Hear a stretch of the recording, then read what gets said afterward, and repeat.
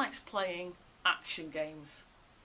My class, when I was a teacher, every time it was a PE lesson, would always ask if we could play an action game as a warm-up.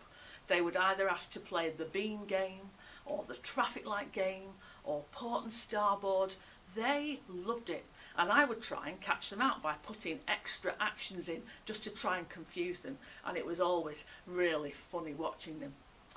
I also like playing charades. You know, the game where somebody acts out either the title of a book or title of a film, and they tell you how many words it's got, and then they act out each word, and you've got to try and guess which film or book that they're talking about. Well, we're going to play charades today. Debs is going to act out 5 book titles that you've probably got in your school library, even in your classroom. She'll tell you how many words there are in the title. She'll tell you which word she's acting out, and you've got to try and guess the book. If you're in school, maybe you could give your suggestions to the teacher, pause the video after each one, and she could write them on the whiteboard. Or if you're at home, grab a piece of paper and a pen and see if you can get 5 out of 5. And Debs is going to act out each one. Have a go. Here's number 1.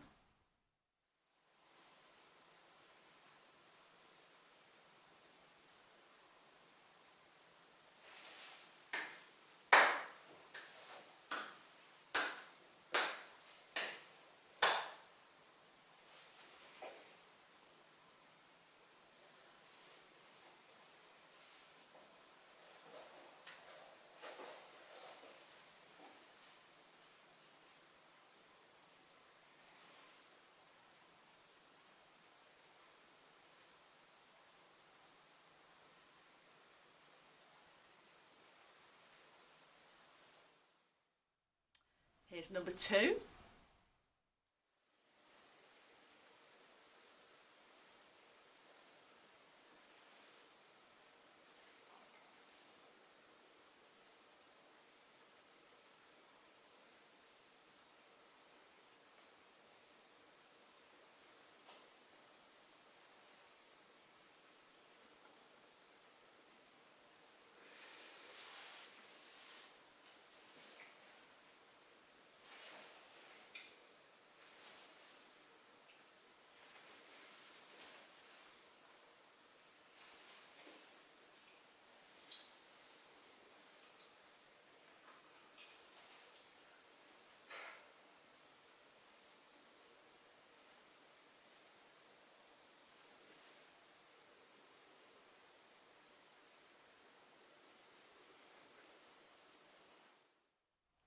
Number 3.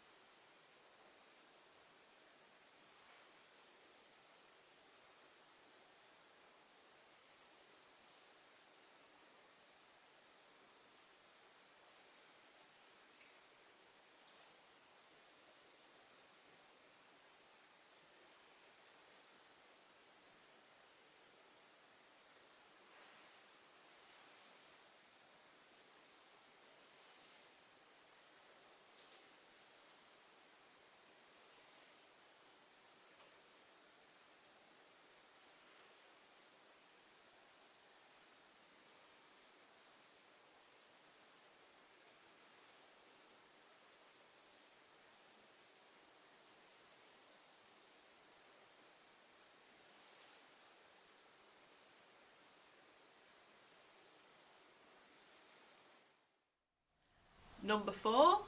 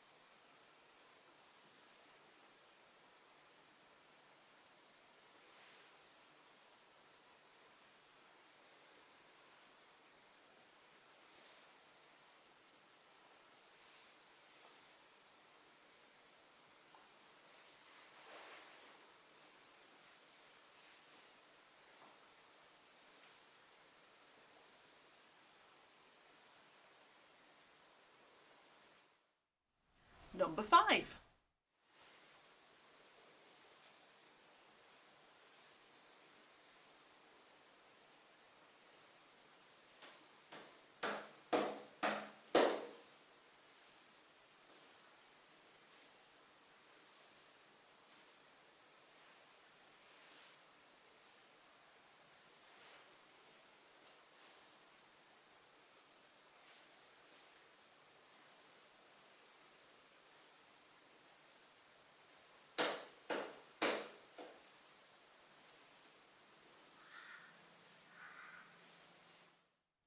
So, how did you do?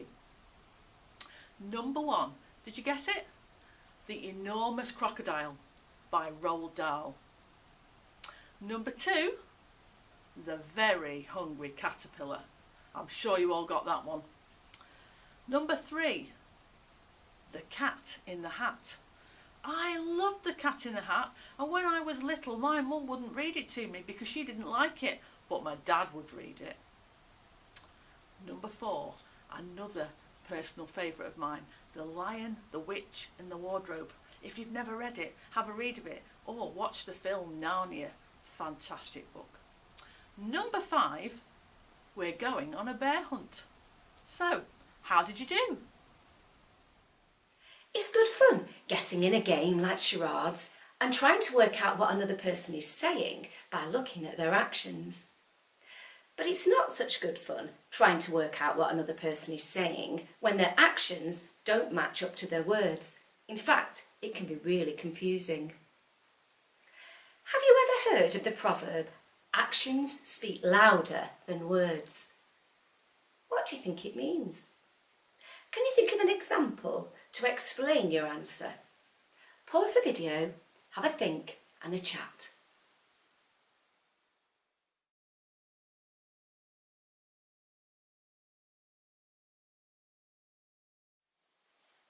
Hopefully your answers were something like this. That what someone actually does, their actions, tell you more about what that person is thinking or feeling than the words that they actually speak. For example, someone could say that they were your friend. But if that person then started ignoring you or saying mean things about you behind your back, you begin to wonder, is that person really my friend? You see, words and actions need to match. Now, during the current pandemic, there have been a lot of stories in the newspaper about people in government who've told us to do one thing, stay at home, and then they've done the opposite themselves. It's very hard to trust someone when their words say something very different to what they're actually doing, when their words and actions don't match up. I'm sure we can all think of people who've done that, said one thing but done another. One day, Jesus was talking to a crowd of people, the same sort of people as in last week's story, to people who thought they'd got following God sorted and were very good at talking about how good they were. Jesus asked them a question. What do you think? And then he told them this topsy-turvy story. There was a man who had 2 sons, and he owned a large vineyard. He said to the first son, "Son, please will you go and work in my vineyard today?" The first son said, "I'm not going to the vineyard. I've got lots of other things to do today." But later that day, when he thought about what his father had asked him to do, he changed his mind and went off to the vineyard to work. The father went to the other son and said the same thing. "Please will you go and work in my vineyard today?" "Yeah, sure, I'll go and work in the vineyard," said the son. But having said he would work for his father, the son went back to bed and did not go to the vineyard that day. Jesus then asked the people he was talking to, which son actually did what their father wanted? Pause the video again and see if you can answer that question.